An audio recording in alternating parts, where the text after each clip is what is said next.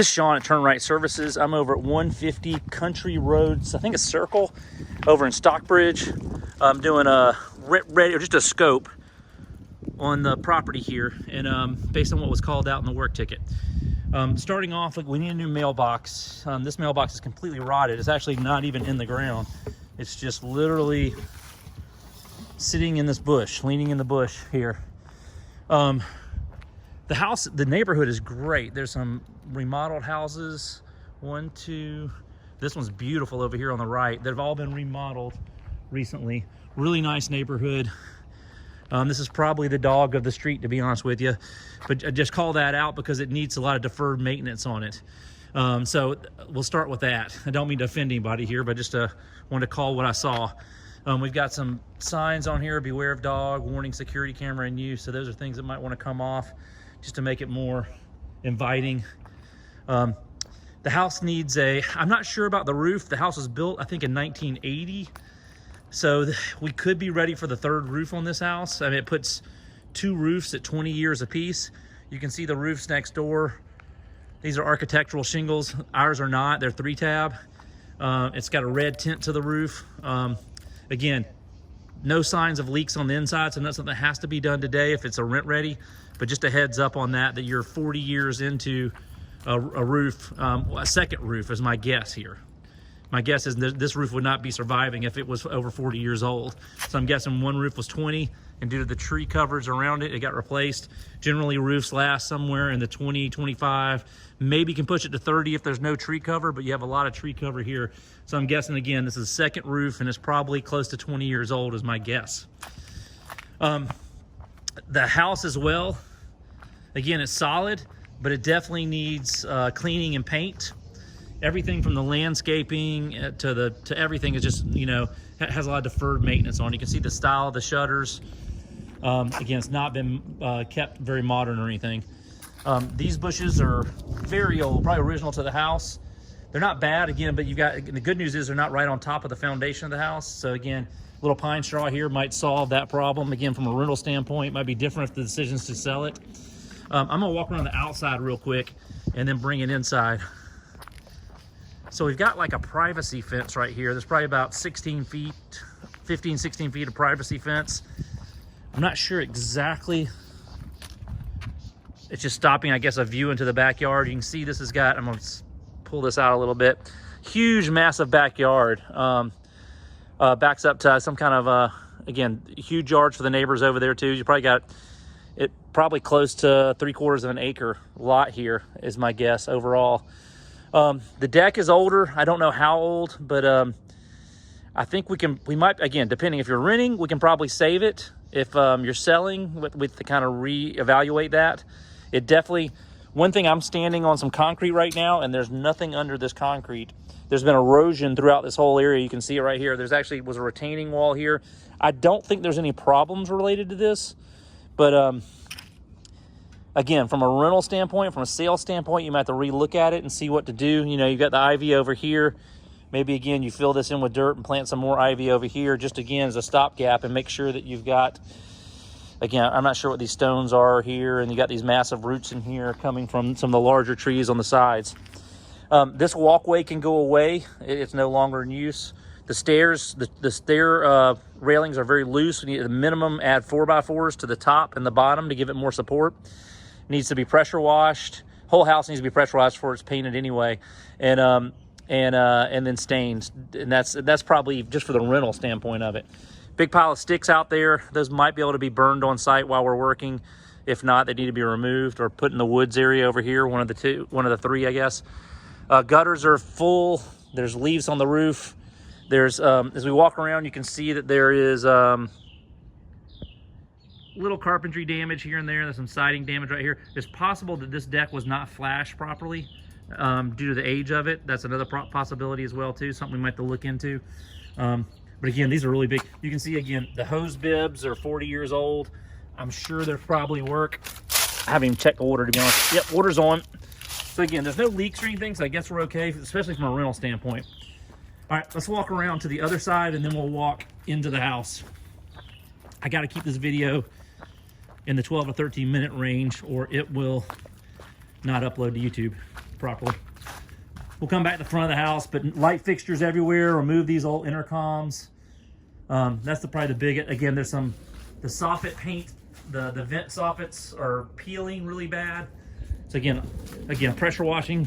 Maybe not paint the brick, maybe paint the brick. Just depends on, again, if I'm renting it, I don't paint the brick. If I'm selling it, maybe we do.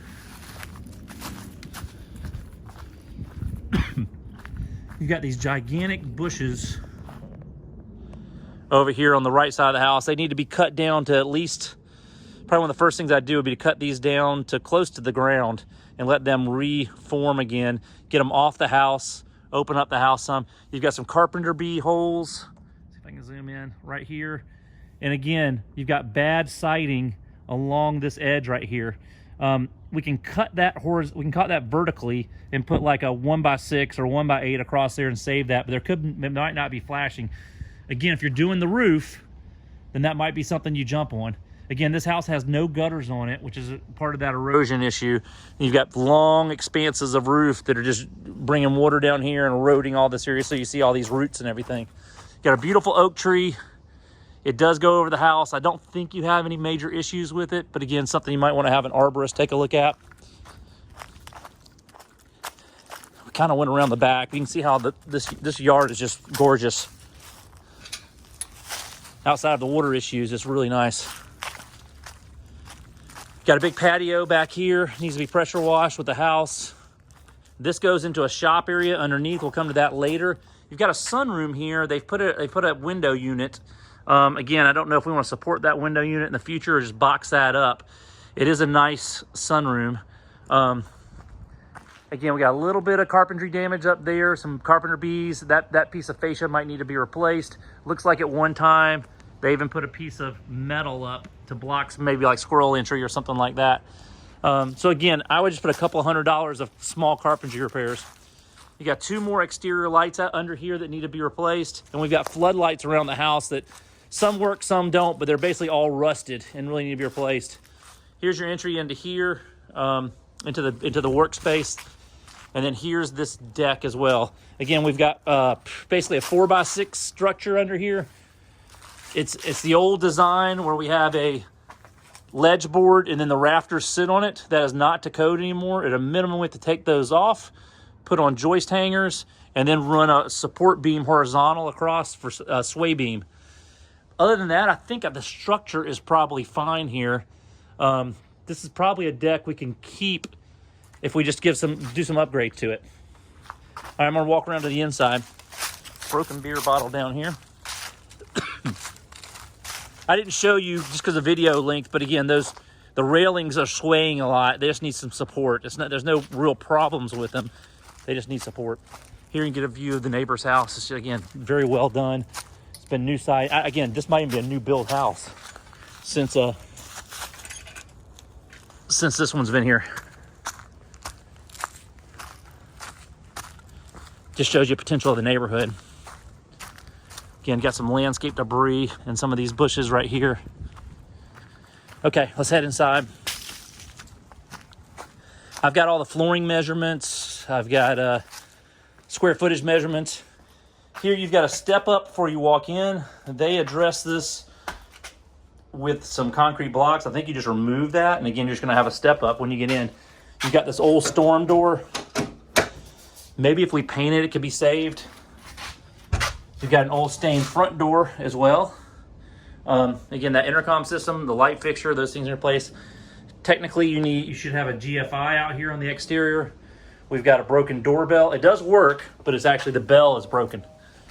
Okay, we need new lock sets everywhere. I think we're at 4 lock sets. Okay, when you walk in the house, you literally walk back into the 80s. I'm in the foyer right here. Here's the foyer light fixture. Hardwood floors. Again, if you're renting, maybe you keep them like this as they are. If you're selling, definitely need to be sanded and refinished. The hardwood floors add a lot of value. We've got a living room on your left. At least I'm calling that because it connects to the kitchen and the foyer. It has carpet in it, which is unusual in a dining room, and a ceiling fan. But again, it depends on how you use this room. The blinds are okay in here. There's some debris, cabinet stuff in here. I would get rid of phone jacks. Again, we need a full paint. I would update the outlet covers where needed and switch covers. We could go with an almond if we're gonna rent it. Again, if we're gonna paint it, I would make everything white, bright white. Kitchen's a big question mark. It's very dated. The work ticket says replace the appliances, but just a heads up, we've got a push-in stove, we've got a hood vent, we've got an electric tabletop, actually a push-in oven, tabletop stove, dishwasher. So this is going to get a little expensive in here to replace this in this older thing. You've got a butcher block look laminate countertop that matches the backsplash, and then these cabinets again. These are from 1980, so they're very dark. It's very dark in this room, and expansive. One option would be to update this kitchen. Put in white shaker cabinets, maybe just do an L right here, get rid of this piece right here, get rid of the island, get rid of this piece. Maybe include this piece, this area right here, just again to reduce cost, and then you can do a countertop. Those are potential things.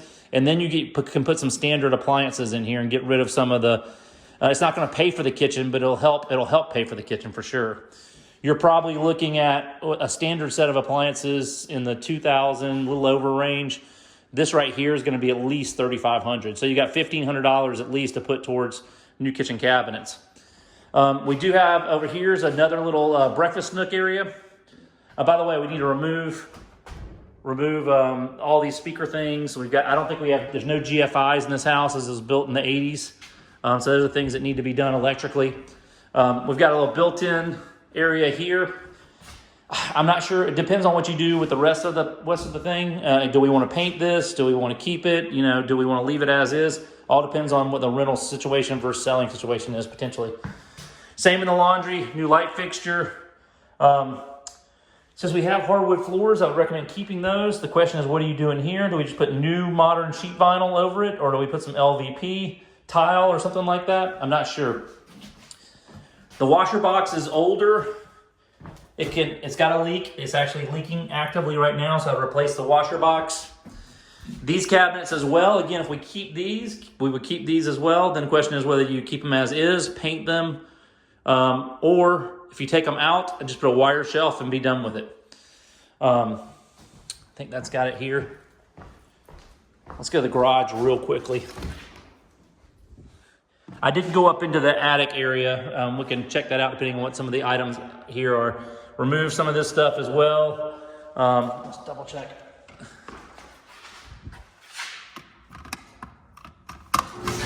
There we go. It's an older wooden garage door, but it seems to work fine. Opener's working. I haven't seen any clickers anywhere, so you're missing your buttons. There's some trash in here, a little shelving, some old paint, here's some old shingles. You can see how, I don't even think these are the same oh yeah, they are. There's the red on it. So you can see even the box in here is old. Again, if you were selling the house, I would prime and paint the lower area, maybe a gray, and the upper wall a white. The tape's coming off up here. Don't know if that's a huge deal in a garage like this. Maybe just kills it and paint it and make sure it's okay. But that is the garage here. Again, you really should have a GFI in here in the garage, since we're near wet. Doorbell works here. Weather stripping is a problem on this door. And here's again one of our other locking doors. I think we need 4 sets of locks. Okay, we got a sunroom out here, which is interesting. It's almost, I don't know if it was an addition. It looks like it's original to the house because, oh gosh, we're at 14 minutes. I'm gonna stop this video and start a second video.